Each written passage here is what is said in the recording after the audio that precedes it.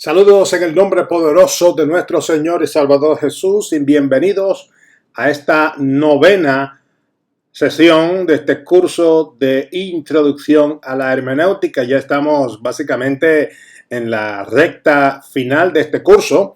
Ya básicamente después de esta semana, lo que nos quedarían son unas 3 semanas más. Así que estamos ya digamos en la fase final de este curso y confío que entre los videos, las presentaciones PowerPoint y por supuesto los trabajos asignados y la conversación en la sesión de discusiones en Canvas, usted pues pueda ya tener un mejor conocimiento de cómo es que funciona todo este proceso hermenéutico. Y bueno, esta semana quiero dedicarla a responder una pregunta que es sumamente importante y es ¿cómo aplicar lo aprendido? ¿Cómo aplicar lo aprendido? Y quisiera comenzar con un texto bíblico. Quiero leerles Santiago capítulo 1, verso 22. Esta versión es, por supuesto, la Biblia textual. Que ya ustedes saben que es la que yo uso cuando enseño. Y el texto nos dice de la siguiente manera: sed hacedores de la palabra y no solo oidores, engañándoos a vosotros mismos. Lo voy a repetir: pero sed hacedores de la palabra y no solo oidores, engañándoos a vosotros mismos. ¿Por qué quiero comenzar con esto? Porque surge que en la vida cristiana tenemos personas, y eso yo lo veo a todos los niveles, desde personas que se sientan en la banca de la iglesia hasta personas que son profesores de teología, quienes conocen lo que dice el texto, han hecho la investigación, han hecho todo el trabajo investigativo, pero realmente no aplican la palabra de Dios o el mensaje que han podido descubrir en sus vidas personales. Y Pedro en estos momentos, Santiago, en estos momentos nos exhorta a que, ya que nos hemos dado la tarea de saber lo que dicen las Escrituras, que entonces tengamos una aplicación, que las apliquemos a nuestra vida, que seamos hacedores de esa palabra, que no seamos simples oidores del mensaje de ella, engañándonos a nosotros mismos. Ahora bien, cuando nosotros hablamos de esto, pues es importante destacar que la base de todo estudio de las Escrituras es la aplicación. Por eso es que Santiago 1.22 es esencial en todo este proceso exegético de la Biblia. El estudio de la Biblia comienza cuando seleccionamos un pasaje bíblico que queremos estudiar, luego definimos el contexto del pasaje en cuestión mediante una macro observación de todo el libro en el que este pasaje se encuentra. De ahí pasamos, digamos, al paso de hacer una micro observación con el fin de identificar los detalles del texto. Y luego de hacer una detallada observación y análisis, entonces aplicamos los principios exegéticos al texto para poder claramente interpretar lo que nos dice el autor a sus lectores originales, para de esta forma entender lo que quiso decir el autor. Eso es lo que nosotros llamamos hermenéutica. Todo este trabajo hermenéutico tiene como fin el que podamos obtener una aplicación en nuestro contexto personal y en nuestro contexto comunitario. O sea, esto aplica a mi vida, pero también aplica a mis hermanos en Cristo. Por lo tanto, todo lo que yo aprenda debo de compartirlo con los demás. Así que eso es sumamente importante, que es algo no solamente en términos de lo que es personal, pero también es claramente en términos comunitarios. Ahora bien, luego de hacer toda esta detallada observación, todo este análisis, entonces aplicamos estos principios exegéticos al texto para poder interpretar lo que nos dice el autor y de esta forma entender lo que dijo el autor. Y todo este trabajo nos llevará entonces a esa aplicación y poder nosotros responder a la gracia divina a través de este pasaje bíblico.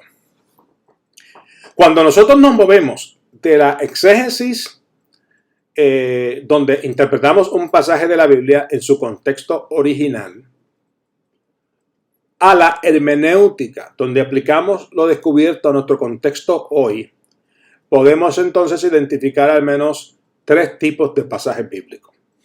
Algunos de estos pasajes bíblicos son transferibles fácilmente de su contexto original al nuestro, por lo cual no va a haber gran problema. Buscamos nosotros en los contextos tanto antes o después en el mismo capítulo, o quizás tenemos que ir unos capítulos atrás o unos capítulos después, o quizás tenemos que observar un poco la totalidad del libro, pero no es complicado, es muy fácil. Yo diría que tenemos un gran porcentaje, yo particularmente soy de los que pienso que la mitad de lo que está escrito en la Biblia son de esta forma, son pasajes que son transferibles fácilmente de su contexto original al nuestro. Pero hay otros pasajes, y ahí entonces ya es el segundo tipo de textos bíblicos, son pasajes que necesitan, digamos, trabajo investigativo adicional para que pueda ser aplicable a nuestra cultura. Y ya entonces de ahí, pues vamos al tercer tipo de textos bíblicos. El tercer tipo de pasajes bíblicos es el que, digamos, levanta interrogantes entre eruditos y estudiosos, quienes están de acuerdo en el significado, digamos, exegético, pero están en desacuerdo en cómo se debe de manejar el aspecto interpretativo para una aplicación en el día de hoy. Y de ahí, pues tenemos una serie de doctrinas que han surgido como resultado justamente de estas discusiones teológicas, de estas diferencias de opinión respecto a la aplicación de algunos pasajes bíblicos en la vida de hoy. Por ejemplo, ¿cuál es la diferencia grande que existe entre los presbiterianos y los metodistas? Pues la teología de la predestinación, digamos que es la gran barrera divisoria entre ambas denominaciones, y es justamente por esto, porque hay textos bíblicos que ellos han capturado en ambos bandos, pero cuando llegamos al término de la aplicación, en términos hermenéuticos, hay unas conclusiones diferentes a las que han llegado cada uno de estos grupos, por lo cual hay un choque, hay una barrera entre lo que es el asunto de la predestinación, de que Dios ha predestinado a algunas personas para ser salvas, los elegidos, y otros han sido predestinados a condenación eterna. Y por el otro lado tenemos el lado arminiano, el cual pues uno de los grupos más numerosos. Hay muchísimas otras denominaciones, pero estoy utilizando como ejemplo el metodismo, que es básicamente uno de los movimientos más defensores, más importantes de lo que es la teología arminiana, la cual, pues, por supuesto, defiende el hecho de que Dios le ha dado la oportunidad de salvación a todo el mundo, de que Dios ha predestinado a toda la humanidad a ser salva, pero que está de nuestra parte el escoger si yo quiero aceptar el plan divino de salvación o si lo voy a rechazar. Y de eso se trata lo que conocemos como el libre albedrío. Así que eso es gran parte de lo que se discute allá afuera. El importante proceso de exégesis y hermenéutica nos ayuda claramente a separar dos funciones esenciales. Cuando nosotros hacemos exégesis, estamos diciendo lo que el autor quiso decir cuando se escribió el pasaje en su forma original para esa audiencia original. Así que lo voy a repetir. Esto lo voy a repetir porque esto es sumamente importante. Y esto es la diferencia entre exégesis y hermenéutica. Cuando nosotros hacemos exégesis, estamos diciendo lo que el autor quiso decir cuando se escribió el pasaje en su forma original para su audiencia original. En cambio, la hermenéutica, pese a que preserva la interpretación del texto, nos pregunta cómo debemos de aplicarlo a nuestra vida personal y a la vida de nuestra comunidad en el día de hoy. Así que lo voy a volver a repetir. La hermenéutica, pese a que preserva esa interpretación del texto que tenemos nosotros en la exégesis nos pregunta cómo debemos de aplicarlo en nuestra vida personal y en la vida de nuestra comunidad en el día de hoy. Así que nosotros hacemos estas preguntas debido a que la verdad de Dios trasciende las edades y las generaciones. Y esta verdad fue escrita para nosotros también. Tenemos en la Biblia textos y pasajes que tienen, digamos, una aplicación universal. Miren, les voy a dar varios ejemplos. Ejemplo número 1. Dios le dijo al antiguo pueblo de Israel que fuesen santos como Él es santo. Moisés, por supuesto, le ordenó al pueblo hebreo y por ende a nosotros que no tengamos otros dioses. Y eso es aplicable no solamente al pueblo de Israel, pero también es aplicable a nosotros. El segundo ejemplo. Dios le dijo al pueblo de Israel y por ende a nosotros que le amemos con todos nuestros corazones. El ejemplo número 3. Jesús comisionó a sus apóstoles y por ende a nosotros también a que vayamos y hagamos discípulos y que seamos sus testigos. Y el cuarto ejemplo, vemos nosotros a Pablo, que le enseñó a los efesios y también, por ende, a nosotros, a que tengamos unidad en la iglesia. Así que estos textos bíblicos que fueron escritos a una audiencia original son de carácter universal y sin mucho mambo jambo podemos llegar a la conclusión de que tienen una hermenéutica universal, tienen una aplicación universal que trasciende no solamente la audiencia original, llegando hasta nosotros en el día de hoy. Ahora, muchos pasajes de la Biblia como estos pues pueden pasar de la exégesis a la hermenéutica pues fácilmente sin ningún tipo de esfuerzo. Este tipo de pasajes bíblicos pues presentan verdades que fueron presentadas en su forma original a una persona o a un grupo o a una nación, pero que dichas verdades se repiten vez tras vez en otros pasajes a lo largo de la Escritura, y al nosotros ver eso que es transmitido vez tras vez a lo largo de la Escritura, miren, es que es porque Dios está enviando un mensaje de la trascendencia más allá de ese grupo en particular. Por ejemplo, la idolatría. Dios habla constantemente a lo largo de las Escrituras, no solamente en el Antiguo Testamento, sino en el Nuevo Testamento, un mensaje claro en contra de la idolatría. Por lo tanto, nosotros sabemos, sin indagar mucho, sin buscar muchos comentarios bíblicos, ya tenemos la constancia de que Dios aborrece la idolatría. Y estos son, por supuesto, mandamientos u ordenanzas que trascienden el tiempo y las generaciones desde el momento en que fueron escritas hasta el día de hoy. Y el futuro, por supuesto, porque todos los mandamientos de Dios son para todo el pueblo de Dios. Miren, Mateo capítulo 22 es el perfecto ejemplo.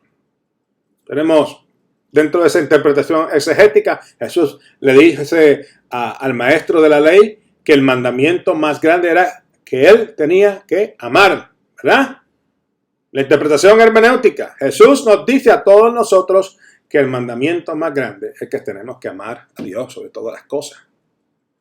La única diferencia entre la exégesis y la hermenéutica, en este caso, es que reemplazamos al maestro de la ley con la palabra nosotros. Bien.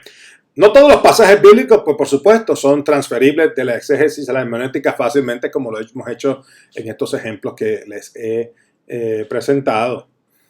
Dos ejemplos de esto podemos ver cuando Dios le ordena, por ejemplo, a Josué que invadiera Canaán, o cuando Pablo responde a la pregunta acerca de comer comida sacrificada a los ídolos.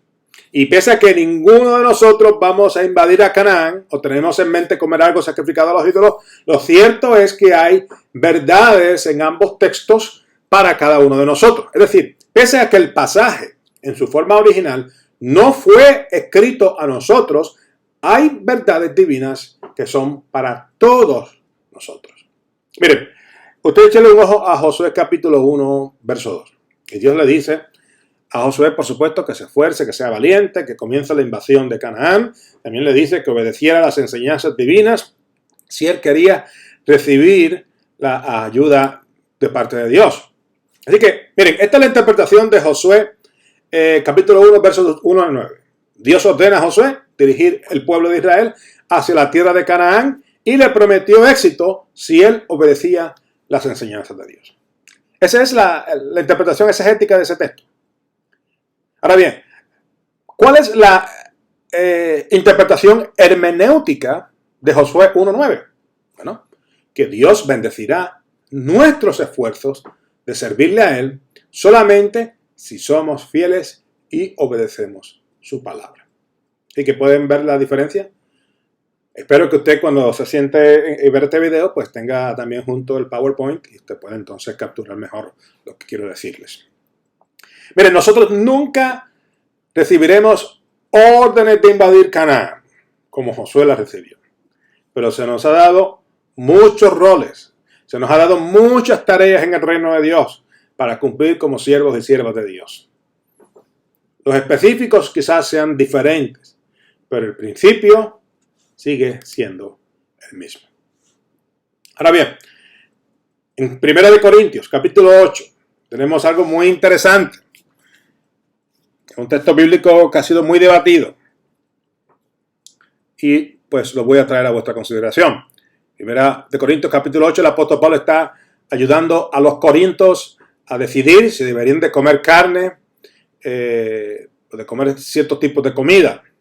La gente de Corinto pues, podían comprar carne dedicada a los ídolos en los templos paganos. Y teníamos algunos creyentes que lo hacían sin problema. Ellos iban allí al templo y compraban la carne y se la comían en su casa y feliz de la vida. Otros pues no podían comer la carne porque en sus conciencias se sentían que estaban ellos violando la ley de Dios, que estaban cometiendo un pecado al comer carne sacrificada a los ídolos. Entonces pues ellos asociaban esa carne con la dedicación de la misma a deidades. El contexto de 1 Corintios capítulo 8 pues continúa, digamos, hasta el capítulo 10. Así que usted tiene que pasar del capítulo 8 y llegar hasta el capítulo 10 y leer todo el discurso de Pablo y todo el asunto de la problemática para que usted pueda tener un contexto más claro de lo que Pablo aquí está hablando. Pablo da una explicación detallada acerca de cómo debemos ser sensitivos con aquellas personas quienes son objetores por conciencia. Mira la interpretación exegética de 1 Corintios capítulo 8, versos del 1 al 13. Pablo le dice a los creyentes en Corinto que pese a que comer carne dedicada a los ídolos no es pecado, si ellos comen esa carne en presencia de algún creyente que esto pues, ofendería a sus conciencias, ese acto de comer esa carne en ese momento se convierte en pecado. Es decir, el comer carne sacrificada a los ídolos en sí, pues no era un pecado. Sin embargo, si esa persona se comía esa carne frente a una persona que le causaba a ellos ese asunto en su conciencia, le causaba escándalo, le causaba problemas, en el momento en que esa persona comiera carne frente a esa persona que era objetor por conciencia, se convertía en pecado. Ahora bien, esta es la interpretación hermenéutica de 1 Corintios capítulo 8, versos del 1 al 13. Para nosotros en el día de hoy. Cualquier acto, no solamente comer carne, cualquier acto que se haga sabiendo que ofenderá a otra persona y que los animará a pecar, es un acto de pecado que se debe evitar. Así que va más allá del comer carne. El comer carne, pues ciertamente hoy día tenemos, por ejemplo, nuestros hermanos adventistas del séptimo día, tenemos hermanos que son judíos mesiánicos, quienes son muy estrictos en el comer carne de cerdo o el comer mariscos, y hay personas, yo soy cristiano, que dicen, esa gente está mal y yo me voy a comer esto delante de ellos, que si no les gusta, pues que se vayan. Pues usted, lamentablemente, está pecando con esa acción. La acción de comer carne de cerdo quizás no es pecado, quizás no es pecado comer su marisco, pero sí es pecado el usted ser de escándalo a otra persona que en su conciencia piensa y ha llegado a la conclusión de que Dios no quiere que nosotros comamos carne de cerdo ni comamos marisco. Así que usted debe de ser muy claro con eso. De la misma forma, hay creyentes, particularmente aquí en España, en Argentina, en Chile, quizá también en otras partes de Europa como Alemania o Noruega, Francia, Portugal, creyentes en Cristo, hermanos de muy buen testimonio, quienes toman vino y toman cerveza. Y usted quizás en su contexto se escandalizaría de ver a un cristiano tomando vino, tomando cerveza. Bueno, ciertamente el creyente que está aquí en el contexto de aquí, pues si está visitando ese país, pues se lo va a tener que tragar, no le va a quedar otra. Ahora, si esa persona va a su país y trata de imponer su cultura en usted, esa persona está pecando en ese momento. Así que es sumamente importante tener muy claro esto. ¿Por qué? Porque hay personas que debido a razones culturales o a razones de interpretación, yo sé que hay gente que se han ido al extremo de decir que Jesús convirtió el agua en jugo de uva Welch en la boda de Cana de Galilea. Eso no es cierto. Jesús lo convirtió en vino. Y era vino como el vino que tenemos en España o el vino que hay en Israel. Es vino. Vino es vino. Esa es otra cosa. Que es un vino de mesa. El vino de mesa tiene el mismo alcohol que el vino que no es de mesa. Es la misma historia. Créeme, yo vivo aquí en España y les puedo hablar de vino. Pero teniendo en consideración que pese a todas esas explicaciones, hay personas que vienen de un trasfondo de alcoholismo, hay personas que vienen de otros trasfondos pues ya en sus mentes están predispuestos a estar en contra de que la persona tome algo de alcohol, ya sea vino o cerveza. Los creyentes de los países, al momento de esos países que se toman vino o cerveza, al momento de viajar a lugares donde no se toma ni vino ni cerveza, deben de tomar en consideración eso y pues deberían de, si lo van a hacer, que no lo hagan en público, no lo hagan delante de personas que causarían escándalo al evangelio, porque en ese momento se convierte ya en pecado. Y bien, continuamos. Veremos en estos momentos un gran puente, ¿no? Que es el puente que tenemos que cruzar de la exégesis a la hermenéutica. Tenemos, digamos, 5 pasos importantes en este proceso de cruzar este puente de la exégesis a la hermenéutica. Así que el paso número 1 es que usted debe de mencionar las aplicaciones que el autor deseaba que sus lectores originales siguieran. Y este es un paso importantísimo en todo este proceso de exégesis. Tenemos que mencionar qué aplicaciones el autor pues deseaba que estos lectores siguieran. El segundo paso, usted debe de identificar cuán específicas son estas aplicaciones para los lectores hoy día. Por ejemplo, Pablo le pide a Timoteo que lo visite en Roma, como lo vemos en 2 Timoteo capítulo 4, pues mire, eso es algo que era para Timoteo, porque usted y yo pues nunca recibimos una carta de Pablo diciéndonos que fuéramos a visitarlo. Y de otra manera, pues Pablo ya está muerto. Así que no nos aplica a nosotros, lo aplica únicamente a Timoteo. Eso no es transferible para el lector en el día de hoy. Sin embargo, hay otros pasajes los cuales sí podemos tomar como principios en el día de hoy. El paso número 3. Determine si las aplicaciones son transferibles del escritor original a los lectores del día de hoy. Las verdades universales, pues por supuesto, son transferibles en cualquier momento, en cualquier cultura y en cualquier época. Pero tenemos otros pasajes que tendremos que, digamos, formarlos en principios y otros que sus principios simplemente, pues, no son transferibles de una cultura a otra. Así que eso es muy importante el poder capturar eso. El cuarto paso es que si no hay verdades universales que puedan ser transferidas inmediatamente, pues entonces usted tiene que intentar identificar principios expandidos del pasaje que hacen sentido en nuestro contexto en el día de hoy. Pensándolo bien, podremos nosotros formar principios de la misma manera que lo hicimos con los pasajes de Josué capítulo 1 y Primera de Corintios capítulo 8. El paso número 5 es que usted debe de conectar esos principios y situaciones específicas en su vida y viva por ellos. No solamente debemos de examinar cada texto por sus principios, sino que tenemos que aplicarlos a nuestra vida al examinar nuestros corazones e identificar cómo puedo aplicar los principios del pasaje bíblico en cuestión en nuestras situaciones particulares. Ahora bien, habiendo ya hablado de los primeros dos grupos, vamos ya a pasar al tercer grupo, que el tercer grupo de pasajes pueden hacer sentido en el contexto, digamos, histórico, cultural, gramático, literario, pero son confusos cuando los aplicamos en nuestro contexto en el día de hoy.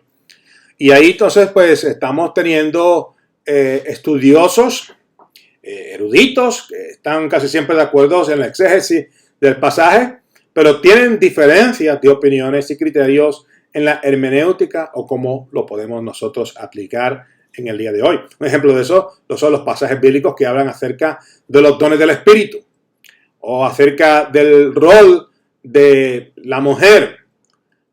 Ya lo he mencionado anteriormente, el caso de lo que es la predestinación para salvación versus el libre albedrío, o quizás las formas de gobierno, y por eso tenemos diversas formas de gobiernos en la iglesia en el día de hoy. La mayoría de las denominaciones, por supuesto, permiten que se ejerzan esas diferencias sobre estos pasajes. Y si usted tiene dudas acerca de estos textos, pues hable con su pastor acerca de ellos. Es sumamente importante eso. Nosotros, como seminario, no queremos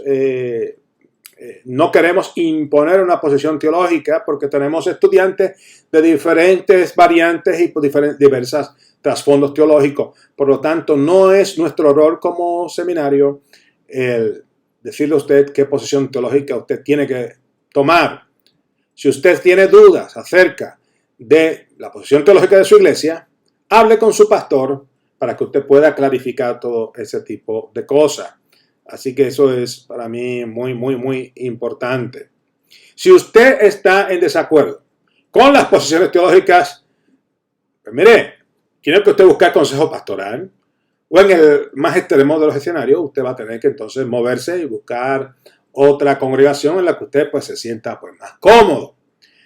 El llamado de la Biblia a la unidad del pueblo de Dios es más importante que las diferencias de opinión que tenemos nosotros acerca de estos pasajes bíblicos y de lo que esto pueda causar.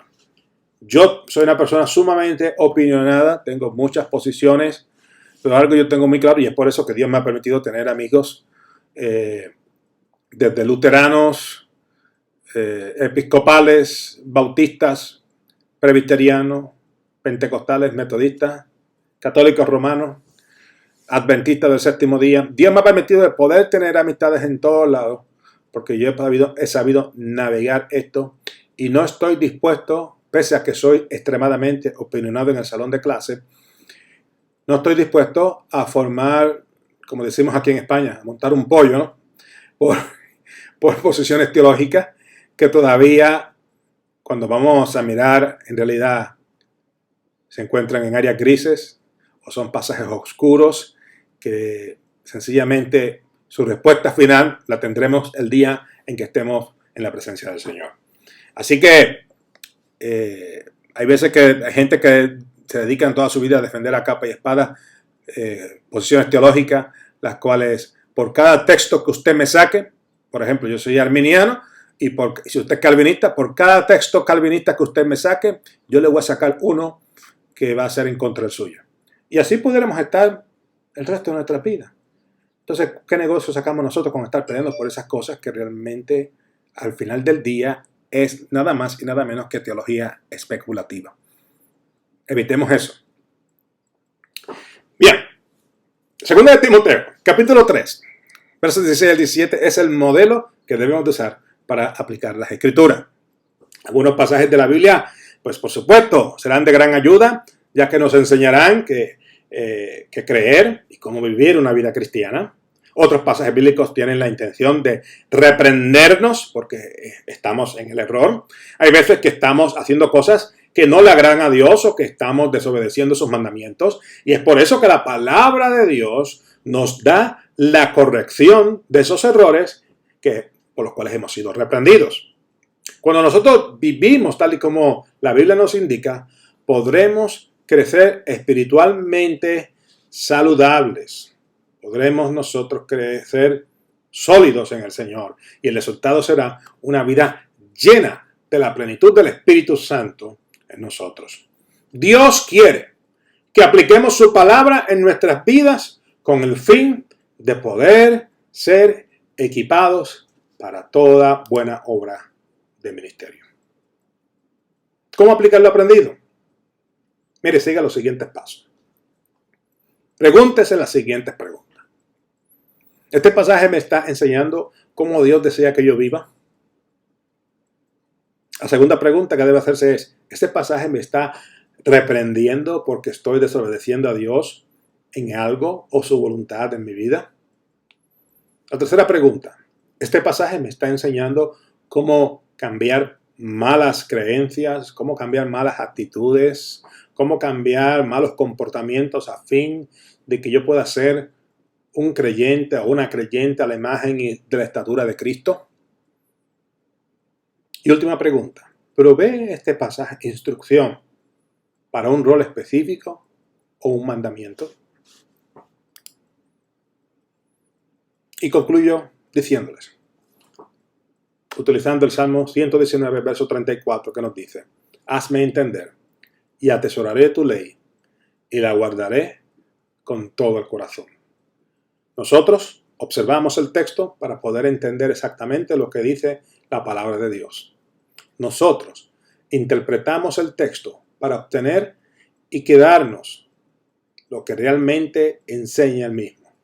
Y nosotros aplicamos la enseñanza del pasaje porque esta es la única manera en la que podremos obedecer a Dios y a su palabra. Bueno, familia, no hay tiempo para más. Me despido de vosotros hasta la próxima sesión. Que el Señor os continúe bendiciendo y estoy a vuestras órdenes en cualquier pregunta que tengáis. Muy buenos días o muy buenas tardes o muy buenas noches. Adiós.